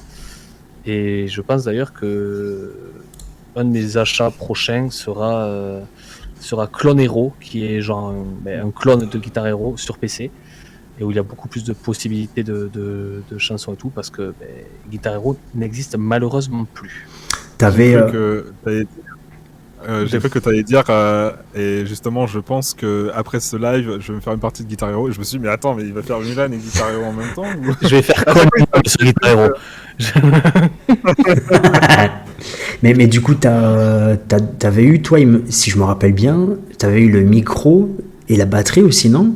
Ah oui, alors j'avais le micro, et je les ai toujours d'ailleurs, j'ai toujours la batterie. Oh, bâtard. Ah oui, non, mais j'ai tout. Les guitares, je crois que j'en ai 5 ou 6. Wow, moi j'en ai que 2, enfin j'en ai 2, j'ai le micro aussi, mais j'ai plus la batterie, je suis deg. Moi j'en ai 5 ou 6. En fait, la batterie, le micro et une guitare, je les avais eu dans le pack Bandero, qui en fait est le jeu que je ne voulais pas. Hein. Mais en fait, il y avait eu une grosse promo parce que c'était des packs à coût de 300 € à l'époque. Ouais. Et en fait, je l'avais eu au géant casino du coin, où du coup ça se vendait pas. Ils l'ont mis à 50 €. J'y suis allé, j'ai fait merci, au revoir. Et j'avais tous les instruments et le jeu de merde. Et voilà. Ouais, j'ai un casino pour choper des petits collectors pas chers. Ils étaient bons à l'époque. Ah, je sais ouais, pas s'ils ouais. le font toujours, mais à l'époque c'était bien. Moi j'avais eu le Batman Arkham City en collector avec la figurine pour 30 €. J'ai fait olé. Ouais. Non, voilà, Guitar Hero, c'est vraiment mon jeu doudou, mais genre par excellence. Ah ouais, je comprends bien, je comprends. Parfait, parfait. Alors, et soit dit en passant, ce jeu-là m'a fait découvrir un nombre inquantifiable de musiques et de groupes. Complètement. Avec toutes les versions de Guitar Hero que j'ai. Et d'ailleurs, il y avait eu le Guitar Hero Metallica qui était sorti. Et il y avait l'album Death Magnetic qui était sorti, et du coup ils ont fait autant en faire un DLC. Donc du coup l'album Death Magnetic, en fait je connais l'album Death Magnetic quasiment par cœur, qui est un des pas meilleurs d'après les gros fans de Metallica, mais qui pour moi est un très bon album parce que du coup je le jouais à Guitar Hero, mais tu le reproduisais, on va dire. Voilà, c'est ça. Et franchement oui, quand tu joues quelque chose et que tu écoutes en même temps, c'est quand même différent. Ouais. Et c'était très bon. Voilà. Très bien. Après, je suis pas obligé de parler du second si on veut enchaîner parce que. Comme tu veux, vas-y, fais péter, on s'en fout, t'inquiète. Ok, bon, je vous le donne en 1000. Le deuxième jeu, je sais qu'il y en a qui vont râler. Moi, je vais dormir. Parmi Marcel. Allez. Non, ça va aller très vite. Ce jeu, c'est Borderlands. Borderlands 2, qui plus est. Donc c'est bon, pour revenir au graphisme, comme disait Nani tout à l'heure sur Wind Waker, le cel shading, Borderlands en a fait aussi sa marque de fabrique. Ouais. Et ce jeu en fait ne vieillit pas. On peut jouer à la version 360, enfin 360 ou Play 3, c'est l'époque où il est sorti. Mais après, il a été remasterisé sur même là sur encore. Les consoles actuelles non, pas sur les dernières, sur sur celle d'après. Mais celle d'avant. Oui, enfin celle après la Play 3, sur la Play 4 et la Xbox One, quoi. Et voilà, bon, ce jeu, je vais pas m'éterniser parce que sinon on va mettre très longtemps. Sachez que je dois l'avoir acheté peut-être 5 fois, je pense, ce jeu. Que je l'ai fait bien trop de fois. Et c'est un RPG shooter looter, en gros. où on est des chasseurs de l'arche et c'est du bourrinage avec un bon humour assez gras, on va dire, dans l'ensemble et qui matche bien. Et pourquoi le Borderlands 2 plus que le 1 ou le 3? C'est juste que le 2 a l'histoire qui est... Bon, l'histoire est pas non plus fantastique, mais ça reste cool. Et c'est surtout les personnages et surtout l'ennemi principal du jeu qui est le Bojack et qui en version française est interprété par Christophe fucking Lemoine et qui fait un putain de boulot et en fait il fait tout le jeu. Christophe Lemoine, pour ceux qui savent pas qui est, c'est le comédien de doublage qui fait Cartman dans South Park et Sam dans Le Seigneur des Anneaux. Par exemple. Entre autres. Il en fait plein, mais ça c'est on va dire les plus connus. Donc voilà, ce jeu-là, très bon, et j'y reviens. Et encore là, il n'y a pas si longtemps que ça, j'ai voulu me le racheter et j'ai voulu embarquer Marcel 1 avec moi. Ouais. Et Marcel 3 aussi, hein. Attends. Oui, non, mais le 3 n'a pas c'est voulu. Moi 3. Oui, non. Mais attendez, parce que moi je veux faire la prévention sur ce jeu. Justement, il a acheté 5 fois quand même. Vous vous rendez compte? Il a acheté 5 fois le jeu. C'est l'amour. 5 fois. L'amour. Non, c'est de la drogue. Alors, et pourquoi, Nani, tu ne veux pas y jouer avec moi? Vas-y, si tu veux nous jouer. Alors justement, pour revenir là-dessus, tu disais que c'était un jeu de loot. Et ce Marcel ici présent... Allez. Il fait non. Il va pas vous attendre. Il va pas vous attendre. Genre, il y a une histoire dans le jeu. Pour connaître l'histoire dans son intégralité, il faut y jouer 2 ou 3 fois. Parce que justement, la première fois, vous allez justement essayer de comprendre l'histoire, sauf qu'il faut suivre son collègue, Marcel. Et donc du coup, vous allez avoir des bribes d'histoire à chaque fois. En fait, c'est un jeu dans le jeu que vous créez, que crée Marcel en faisant ça. Parce que du coup, l'histoire, t'y comprends rien parce que t'as pas le temps. En fait, sinon, il va tout looter avant toi. et du coup, t'es obligé de le suivre. Enfin bref. Mais c'est quand même un très bon jeu. C'est juste que ça prend beaucoup de temps. Je trouve que l'histoire, du coup, il y a beaucoup de textes, mais on s'y attarde pas assez. Et je sais que moi je l'ai fait 2 fois, justement avec Marcel présent. Et sauf que à chaque fois il y avait des moments où je m'endormais, donc littéralement c'est des jeux rompiches pour moi. Ça peut être un peu long, ouais. Ah ouais, d'accord, ok. Vous ne me le vendez pas là. De pire, mais non. Si un jour j'ai l'occasion de le faire avec Marcel 1, il vous donnera cette impression sur un futur podcast. De quoi J'ai pas entendu.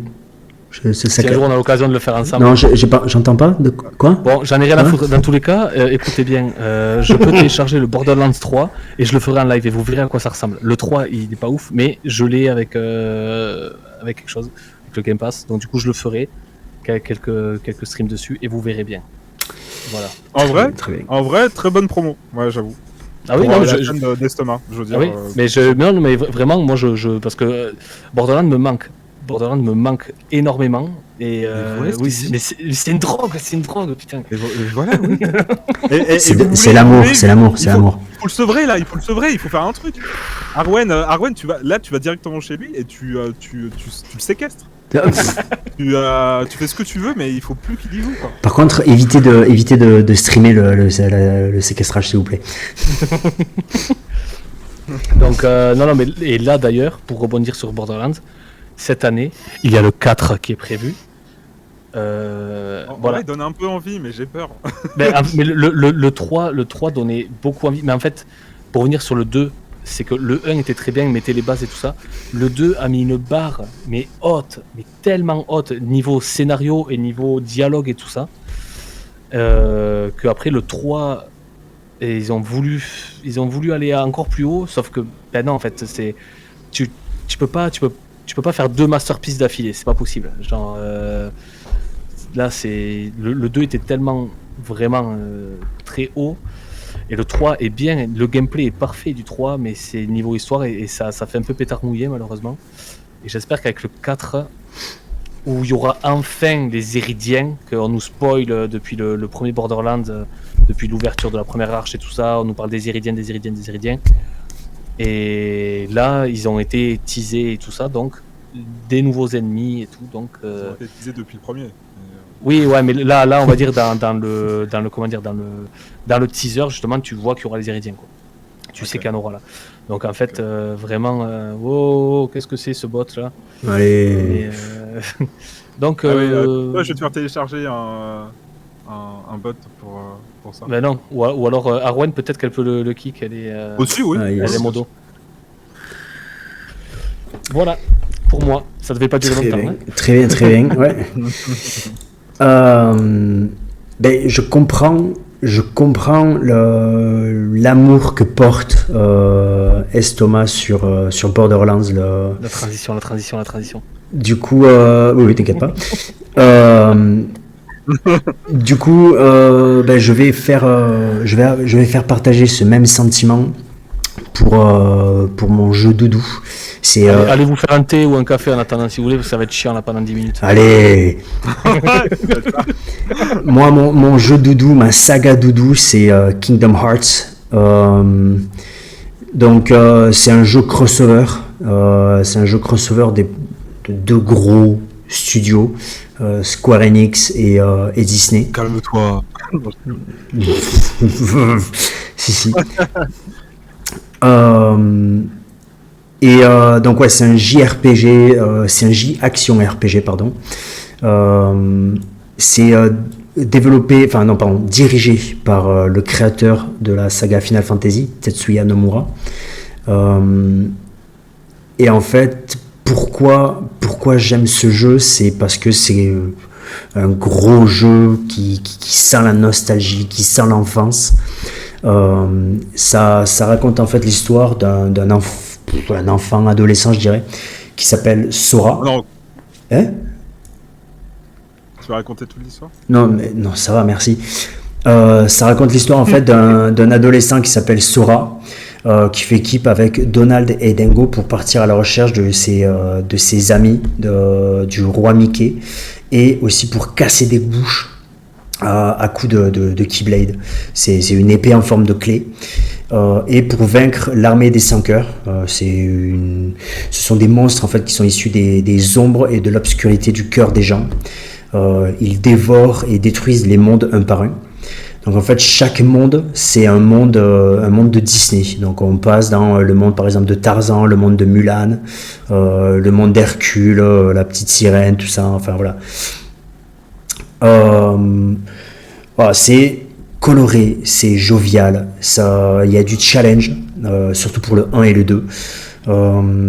Les combats sont quand même très dynamiques. Ouais, je trouve qu'il y a quand même un plaisir à se balader dans tous ces univers de Disney, à rencontrer les personnages de Disney, à avoir certains personnages qui viennent combattre avec toi. Genre, t'as Aladdin, t'as la bête de La Belle et la Bête qui vient déchiqueter du sang cœur. Presque tous les niveaux viennent de jeux Disney. Il y a certains niveaux qui sont créés juste pour le jeu. On y croise des personnages de Final Fantasy, donc c'est ça aussi qui fait plaisir. Tu sais, tu vas voir par exemple dans Hercule, tu croises Clad, le personnage de Final Fantasy VII par exemple. Voilà, il y a ces crossovers là, je trouve que c'est un plaisir de voir ça. Les musiques originales les musiques du jeu sont iconiques. Je pense qu'il n'y a pas un joueur qui a joué à Kingdom Hearts qui ne te dira pas que les musiques sont incroyables. Tous les bruitages restent en mémoire. Par exemple, je sais pas, on va me mettre un petit bruitage de Final Fantasy, je vais savoir automatiquement que c'est Final Fantasy. Kingdom Hearts, ça va être pareil. Il y a les musiques qui sont énormément inspirées des jeux, des films d'origine, mais ce sont pas vraiment, ce sont pas les musiques copier-coller. Donc je trouve ça quand même cool. Qu'est-ce qu'il y aurait d'autre à dire? Bon après voilà, c'est un JRPG, donc voilà. Il y a les capacités comme dans tout JRPG, comme dans Final Fantasy, tout ça. Il y a les magies, les invocations. Il y a le fait aussi, j'aime bien ça, que plus on gagne en nouveaux pouvoirs, genre le double saut, le vol plané, des trucs comme ça nous pousse à vouloir retourner dans les mondes précédemment visités pour débloquer. Du backtracking. Voilà, merci. Pour découvrir des secrets, des coffres qu'on n'a pas ouverts et donc trouver des armes plus puissantes. La saga entière de Kingdom Hearts, elle contient 13 jeux. Elle est sortie sur 10 plateformes différentes. Elle a été ensuite reportée sur différentes plateformes next-gen. Il y a eu des compiles, il y a eu des mangas, des livres, des CD, des concerts. Enfin, voilà, c'est parti loin. Il y a quand même, pour moi, des points négatifs. Voilà, je vais pas être à 100% chauvin. Il y a des gros points négatifs. Certains niveaux du jeu, par exemple, la petite sirène 1 et 2, c'est claqué au sol. Pour moi, c'est les pires niveaux de toute la saga. Que ce soit au niveau des contrôles, de certaines mécaniques, c'est haché total. Dans le premier Kingdom Hearts, il y a la caméra qui handicape. Tarzan. Tu parles du niveau ou de... Ouais, avec les lianes et tout là. Moi, la plateforme, c'est pas un jeu de plateforme, mais ça se voit. Ah oui, non. Alors par contre, ça va être plus pour moi dans Kingdom Hearts 1 que toute la plateforme est claquée au sol. Là, ouais, complètement. Les sauts sont aléatoires, même tu glisses. Des fois, tu glisses des plateformes, voilà. Par contre, après, ça s'améliore avec les autres épisodes. Des épisodes inutiles. J'en vois pas l'intérêt, genre notamment les épisodes de Nintendo DS ils apportent pas énormément à l'histoire. J'en vois vraiment pas l'intérêt. Il y a eu un épisode mobile qui est malheureusement intéressant au niveau du lore du jeu, de l'histoire du jeu. Elle est très importante, mais le problème en fait c'est que maintenant on peut plus y jouer. Les serveurs sont fermés. Donc sur les compiles qui sont sortis, ils te mettent maintenant les cinématiques du jeu. Mais voilà, quitte à faire ça, pour moi, tu vois, je me dis, ils auraient mieux fait de sortir ça en film. Ça aurait été bien plus utile qu'un jeu qui n'est plus jouable maintenant, quoi. Voilà. Là, l'histoire après, voilà, l'histoire générale du jeu, et on va pas se le cacher, elle est claquée au sol. Voilà, elle est pétée. Même moi, quand j'ai fini le jeu à la fin du 3, tu sais, je me suis dit, mais d'accord. Je suis resté sur le cul parce que en fait, ça répond pas à grand chose. Ils ont promis, ouais, on va finir la saga de Sora, sauf que en fait. Il n'y a aucune réponse globale à la fin. T'as encore plus de questions pour moi, je trouve. J'ai trouvé ça vraiment dommage. Après, voilà, c'est du JRPG, donc ça peut en rebuter certains. Parce qu'il y a ces mécaniques propres au JRPG. C'est très japonais, tu vois. Il y a les dialogues un peu cucu. Il y a l'humour un peu enfantin, kawaii, tu vois. Voilà. Mais j'ai grandi avec, j'ai découvert ce jeu-là, j'avais peut-être 12 ans. Pour moi, mes 3 épisodes préférés, c'est Kingdom Hearts 1, 2 et Birth by Sleep, qui est l'épisode PSP. Voilà, c'est 3 jeux que j'ai terminés à 100%, plusieurs fois, 2-3 fois selon l'épisode. Donc je le conseille quand même. Voilà, maintenant il y a l'avantage, on n'a pas besoin d'acheter 50 consoles pour avoir chaque jeu. Il y a eu des compiles qui sont sortis, donc l'épisode 1.5, donc il y a l'épisode 1 avec l'épisode qui est sorti sur Game Boy Advance. Et des cinématiques d'autres jeux sortis ailleurs. L'épisode 2.5, donc avec le 2 et Birth by Sleep, donc l'épisode PSP. Il y a eu l'épisode 2.8 qui a l'épisode de 3DS et l'épisode, c'est genre le trailer un peu, le trailer jouable, le prologue, on va dire, le prologue pour l'épisode 3, enfin pour Kingdom Hearts 3, et donc ensuite Kingdom Hearts 3. Voilà, je vous le conseille. Ils sont facilement trouvables. Ne faites pas l'épisode, toutes les compiles qu'ils ont sortis sur la Switch. Faites pas ça. C'est que du cloud. C'est que basé sur du cloud, donc voilà. Selon la connexion que vous avez, si vous vivez comme moi à Majorque, ça va pas être jouable. Donc voilà. Ah bah si on est en dehors, du coup on peut. Ben, après, si tu restes chez toi avec ta Switch, c'est très bien. Mais par contre, si tu voyages et que tu veux te faire une petite partie de Kingdom Hearts avec ta Wi-Fi, je pense que tu vas regretter, quoi. Non, mais ça reste très japonais, le système de cloud. Parce qu'au Japon, t'as tout qui est Oui. en Wi-Fi. Donc, Ouais, mais c'est pareil, c'est pour ça que ça a mieux marché chez eux que chez nous, quoi. Ouais, mais c'est pareil, tu dépends énormément quand même de la connexion. Donc quoi qu'il arrive, voilà, tu vas avoir des graphismes pixelisés, dommage, quoi. Donc voilà. Bah, comme sur PS2, tu y rejoues, quoi. Non, je joue pas sur PS2, je joue sur PS3. Ah, ok. Ouais. Ah bah oui, je me respecte un minimum quand même.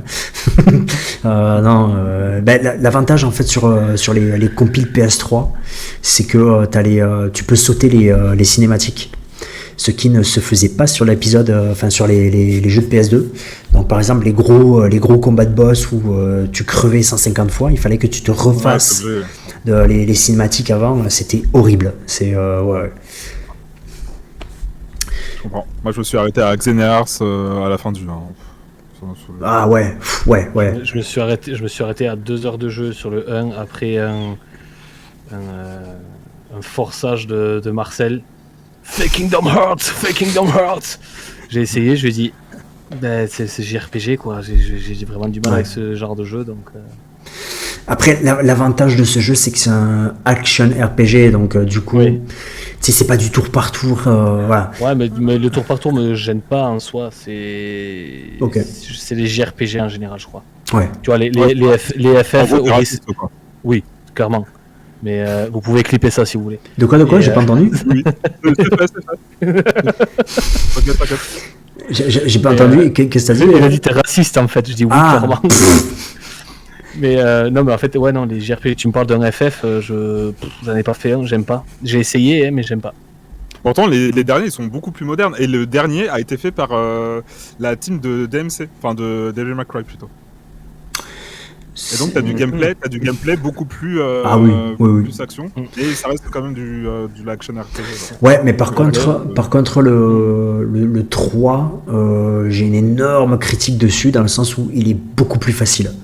Genre beaucoup plus tous les jeux je les ai tous faits en normal, tu vois, et ça me suffisait. Il y avait du challenge, pas trop, tu pouvais avancer, voilà. Les boss quand même, voilà, il fallait être au bon niveau, il fallait être technique, tout ça, bon, mais voilà, il y avait du challenge en mode normal. Par contre le 3, j'ai fini le 3 en mode normal, je suis mort juste 3 fois. Sachant que une fois je suis mort parce que je regardais pas l'écran, j'étais sur mon téléphone comme un con, et les 2 autres fois en fait je suis mort dans le niveau de Pirates des Caraïbes, parce qu'il y a une zone où en fait t'arrives avec ton bateau et tout d'un coup tu te fais encercler par une dizaine de bateaux, ils te canardent tous en même temps et tu crèves d'un coup. Tu sais, t'es genre et je me suis dit c'est peut-être moi qui ai mal foutu le truc, tu vois. Je suis retourné à l'endroit et je suis mort une deuxième fois. Je fais bon je vais pas aller là-bas, ça sert à rien, et voilà. Sinon je suis pas mort une fois de tout le jeu. Du coup, j'ai une question. Oui. Parce que, en fait, ta critique, elle est basée sur la difficulté, mais t'as pensé à l'augmenter, la difficulté ? Oui, après j'ai fait en mode difficile. Oui, là, c'est... voilà, là, je trouve la version normale des anciens épisodes. Mais voilà. Ah, du coup, c'est un bon jeu, alors ? Non. C'est juste que la difficulté est... Non, c'est une des critiques, mais après, par exemple, il n'y a plus le backtracking, par contre. Tu finis un niveau, t'as plus aucune raison vraiment de retourner dans ces niveaux-là, tu vois. Il y a plus trop d'exploration. Si, par contre, tu peux y retourner parce qu'il y a une mécanique de cuisine, parce qu'il y a Ratatouille dedans. Le 3 est basé sur les films Pixar de Disney, donc il y a Ratatouille dedans. Et en fait, lui te fait des plats. Et ces plats-là, en fait, te donnent te donnent des bonus. Donc plus d'attaque, plus de défense, plus de vie pour quelques secondes, tu vois. Tu as besoin d'ingrédients pour faire ces plats-là, et ces ingrédients sont trouvables seulement dans certains niveaux. Mais j'ai fini le mode normal sans utiliser aucun plat. Par contre, sur le mode difficile, je conseille quand même un minimum d'utiliser les plats, quoi. Mais voilà, c'est la seule raison de retourner dans ces niveaux-là. Sinon, Voilà, même le grind, vite fait quoi. J'ai trouvé ça vraiment dommage, sachant que tous les autres épisodes précédents, c'était ça quoi, tu vois, c'était le backtracking, tu revenais avec plaisir d'explorer les niveaux. Là, le 3, bon, voilà. Ok. Voilà pour moi. Du coup, je pense qu'on arrive à la fin de ce podcast. Ouais, on arrive à la fin. Je pense qu'en 10 minutes, on peut caser nos recos. Genre 10 minutes de recos, Il faut quand même les faire. Oui. 10 minutes de recos. 2 heures d'émission, ça va. 10 minutes de recos. Thomas. Ok. Ok, écoutez, je commence direct. Ma reco du moment, donc il n'est pas... Là, on sort du sujet doudou. Hein. Oui. Ma reco du moment, c'est un film que j'ai vu la semaine dernière, qui est ni plus ni moins que Godzilla Minus One. Donc c'est pas le dernier Godzilla qui est sorti, le dernier c'était Godzilla X Kong. Et là c'est un film japonais, sachant que le X Kong c'est version américaine. Et agréablement surpris. Un Godzilla, bon, on va dire présent quoi. Il a bien mangé et c'est période après-guerre et vraiment les effets spéciaux sont très bons. L'histoire est très bien pour le coup. Avec bon, peut-être des petits couacs par-ci par-là, mais bon, ça reste du Godzilla, on va pas demander non plus, c'est pas un film d'auteur. Et voilà, enfin, s'il y a un Godzilla à voir sur ces dernières années, ça serait celui-ci parce que Yes, complètement. bon, les autres sont pas ouf. Et celui-là était parfait. Enfin, pour moi, parfait. Vraiment, j'ai passé un très très bon moment en le regardant. Il me semble d'ailleurs, en parlant des effets spéciaux du film, qu'il a remporté les Oscars des meilleurs effets spéciaux d'ailleurs. Ok. Et c'était un petit Godzilla, ils ont reproduit un petit Godzilla qui venait chercher sa statuette. C'était très drôle. Mais oui, Minus One, c'est un Godzilla fait par les Japonais pour le coup, et pas par les Américains, et ça se voit. Oui, Ça se ressent justement dans les propos et dans Ah oui, clairement. Parce que Godzilla, à la base, c'est une critique du nucléaire, donc... C'est ça. Voilà, Ah oui. Malgré le fait que Estomac n'aime pas qu'on parle de politique, il y en a aussi dans Godzilla. Ah non, c'est pas que j'aime pas qu'on parle de politique, c'est que j'aime pas qu'on ramène tout à la politique. C'est genre, faut au bout d'un moment, c'est... Bon, c'est tout. On va pas aller sur ce sujet, on s'en fout. Oui. Très bien. Nani Masai, une reco pour vous? Une reco pour vous? Ouais, c'est un film que j'ai vu il y a maintenant 2 semaines. Ok. Non, une semaine. Ouais, une semaine. En gros, c'est un film par le réalisateur justement de The Raid. Ah, d'accord, c'est pour ça. Eh oui, ce film s'appelle Ravage en français ou en québécois là, et c'est Avoc en anglais. Et justement, c'est un film qui a un scénario qui pourrait tenir sur un post-it, très bien. Mais ce post-it, il est saupoudré de sang, de larmes. Enfin non, pas trop de larmes en fait. Beaucoup de sang au final, ouais. Beaucoup de sang. Comme The Raid, du coup. Voilà, c'est un film. Exactement, c'est un film d'action où tu sens que le réel, il aime beaucoup ça.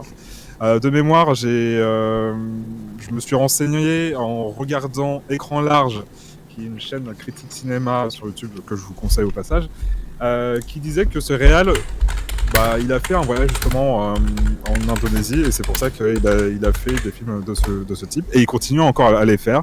Et je trouve que c'est un film d'action très bien réalisé, très mouvementé. Il n'y a pas de chichi. Il y a peut-être des effets spéciaux qui sont bons, voilà, mais encore ça m'a pas dérangé, parce que tout le reste, c'est vraiment nickel. T'as un Tom Hardy qui joue très bien son rôle de flic corrompu, mais de protagoniste quand même.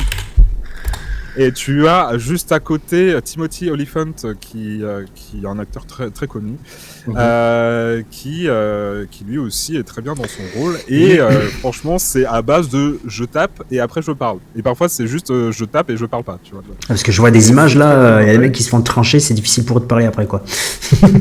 Oui, ouais, exactement. Mais c'est un film qui va à toute allure, qui est pas très long, qui est sur Netflix.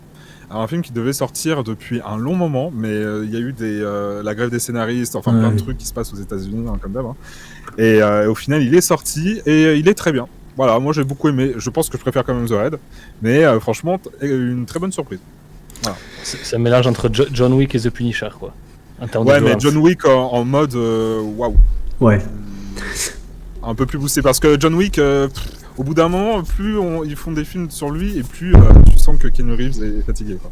Bah, c'est surtout que tu sens qu'il y a des moments, voilà. Ouais.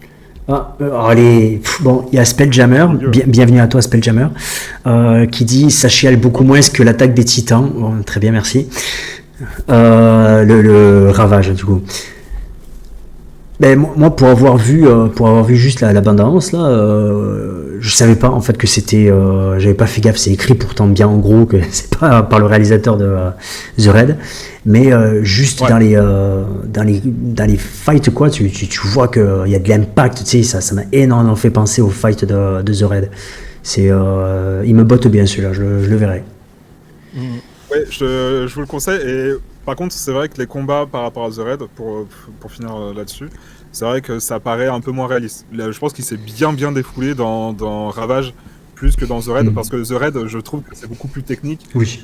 Là, Tom Hardy, il fait pas forcément des arts martiaux et tout, tu vois. Il a pas voulu montrer cet aspect comme à la Hong Bak, pardon, etc.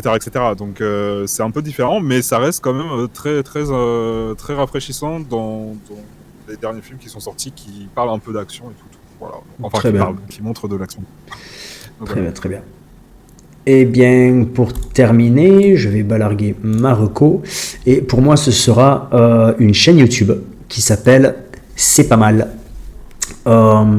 C'est pas mal, en fait, ce sont donc deux personnes qui travaillent dans le milieu de l'animation. Et ils parlent de films d'animation, justement, mais claqués au sol. Genre dégueulasse. Voilà, par exemple, un bon film je crois qu'il s'appelle les Dingo Pictures, par exemple. Voilà. Oui, JDG a parlé, non je sais plus si c'était oui, peut-être qu'il en avait parlé sur. Oui. Voilà. Ils sont vraiment kiffants, très drôles, parce que forcément, vu qu'ils travaillent dans le milieu de l'animation, ils savent qu'il y a des choses qu'il faut pas faire. Mais par contre, eux, ils font des petites animations au milieu de leur chronique. Donc voilà, j'aime beaucoup leur style, j'aime beaucoup leur humour. De temps en temps, ils font popper un petit court-métrage de quelques secondes, genre 40 secondes, 50 secondes. Voilà. Je vous le conseille énormément. La chaîne YouTube, c'est pas mal. C'est français, hein, soit dit en passant. Vu le nom, sans doute. Voilà, au cas où. Voilà. Je vais aller voir. C'est quel ? Eh ben, c'était plus court que la dernière fois, c'est bien. On a battu un record. Je jure. Est-ce qu'un jour on respectera allez, 1h30, on va dire que ça sera bien. Allez, on essaie. 1h essaiera. minimum, 1h30 max. Exact. C'est ce qu'elles disent toutes, exactement. Elle est pas mal, celle-là, elle est pas mal. Eh bien, très bien. Spelljammer, si tu veux nous faire partager tes œuvres doudou, musique, films, jeux vidéo, autres. Voilà, fais péter, il n'y a pas de problème. Tu as le temps de l'outro. Voilà. Et bien, j'espère que ces recommandations vous ont plu. J'espère aussi que vous avez passé un bon moment. D'accord, Prout, il dit. C'est une bonne... Ouais. Merci. Génial. Merci bien. Voilà. C'est un super film, exactement. Du coup, merci Estoma, merci Nani Masai merci à vous. Pour ceux intéressés, vous Nani pouvez... Masai-san. Nani Masai-chan. Pour ceux intéressés, suivez-les. Ils font des streams de qualité. N'en fais pas des caisses. Quand Ils sont humbles. est-ce qu'on vous voit streamer, les amis? Est-ce que vous avez un planning? Estomac, Nani Merci Masai. Zika, merci. J'ai failli faire un infarctus. J'ai pas réagi là-dessus, mais tu as raison.